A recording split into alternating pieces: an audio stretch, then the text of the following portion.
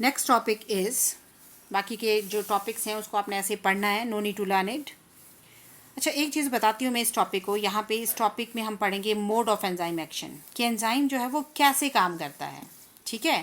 पर इससे पहले आपको एक टर्म पता होनी चाहिए, and which is that term, that is activation energy. Chemistry में आप इसको डिटेल में पढ़ोगे, डिटेल में। यहाँ पे मैं जस्ट छोटा सा हिंट दूंगी, व्हाट इज़ एक्टिवेशन एनर्जी। क्या होता है जब रिएक्टेंट्स होते हैं, सपोज ये है रिएक्टेंट्स आर, ये एक रिएक्टेंट है, ये दूसरा रिएक्टेंट है, ठीक है।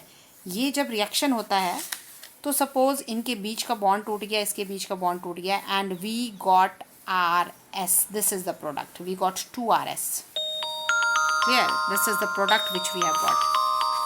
तो whenever a chemical reaction, जब भी एक केमिकल रिएक्शन होता है,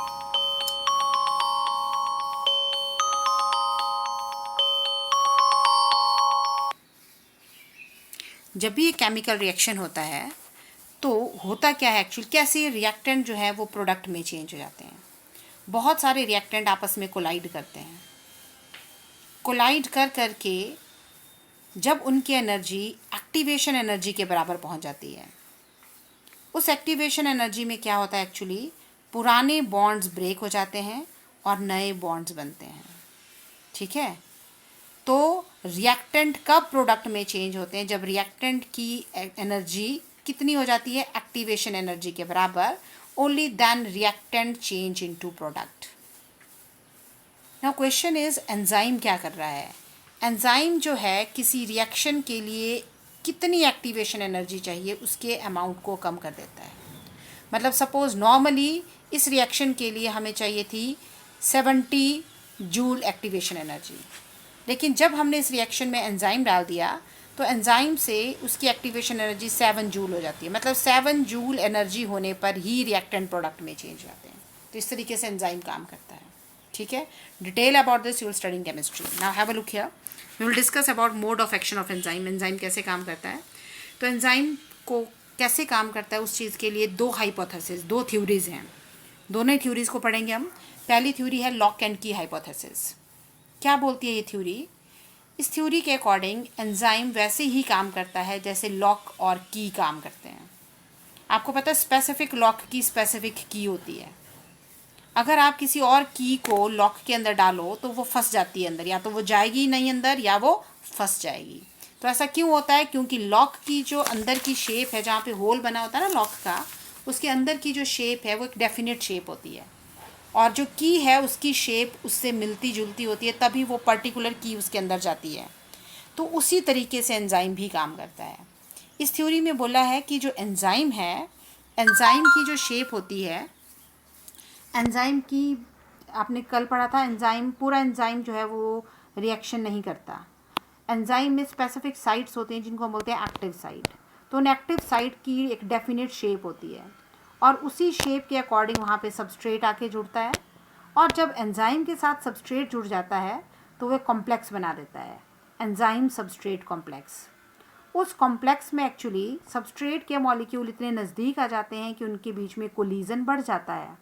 कोलिजन बढ़ने से वो जल्दी अपनी एक्टिवेशन एनर्जी को एक्वायर कर लेते हैं और किस में चेंज हो जाते हैं, प्रोडक्ट में, ठीक है। So this I will explain you now. देखना अभी क्या क्या लिखा है, ये आपने पढ़ना है, लर्न करना है सारा जो मैंने अंडरलाइन कराया है। This theory was put forward by Fischer. According to this theory both enzyme and substrate they have specific geometric shapes. ये देखो, ये बनाया एंजाइम, ये है सबस्ट्रेट। अब एंजाइम का ये वाली जो साइट्स हैं, इसमें ये सबस्ट्रेट इजीली फिट हो सकता है, ठीक है। तो ये एंजाइम है, enzyme have specific site, similarly substrate also have specific site जिनकी स्पेसिफिक जियोमेट्री है, एंड दे कैन, देखो, in the region of active site the surface configuration of enzyme is such that it can allow a particular substrate molecule to be hold over it। देखना अभी यहाँ पे मैंने एक enzyme बनाया, ये एंजाइम,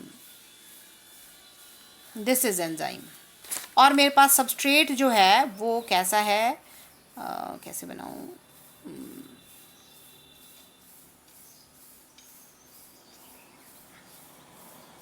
दिस इज सबस्ट्रेट, ये substrate है, ये एंजाइम है। क्या ये आपस में फिक्स हो सकता है? यस, ये इसके साथ अटैच हो सकता है ना, ये यहाँ चला जाएगा, यहाँ चला जाएगा, फिक्स हो जाएगा।